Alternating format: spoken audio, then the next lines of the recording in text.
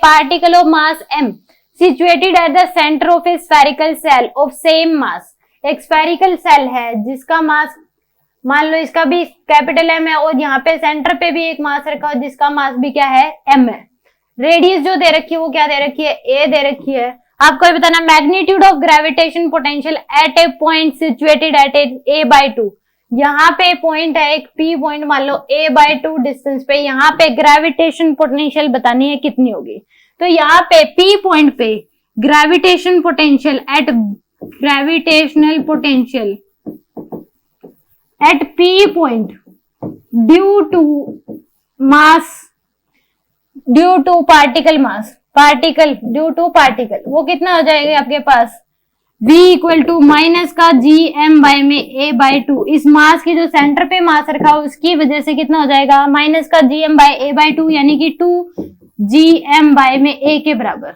और इसी p point पे इस स्फेरिकल सेल की वजह से ड्यू टू स्फेरिकल सेल की वजह से कितना हो जाएगा माइनस का gm बाय a के बराबर हो जाएगा। इस p पॉइंट पे दो की वजह से पोटेंशियल होगा, एक जो सेंटर पे मास रखा उसकी वजह से, एक स्फेरिकल सेल की वजह से।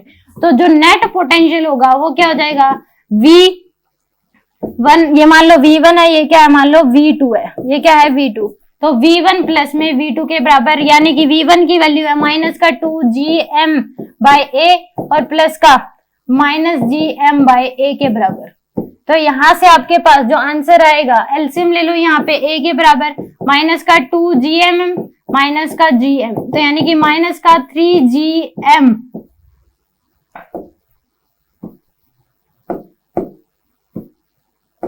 gm डिवाइड बाय a, ये आ जाएगा मैग्नीट्यूड पूछा है तो 3gm bye a। C option क्या होगा इस केस में करेक्ट होगा।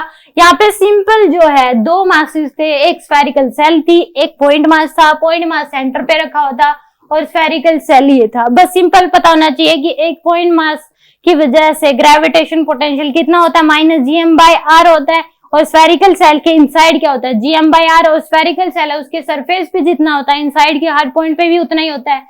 तो एक पोटेंशियल इस मास की वजह से हो गया और एक पोटेंशियल क्या हो गया इस स्फेरिकल सेल की वजह से हो गया, दोनों को ऐड कर दिया नेट पोटेंशियल आ गया आपके पास।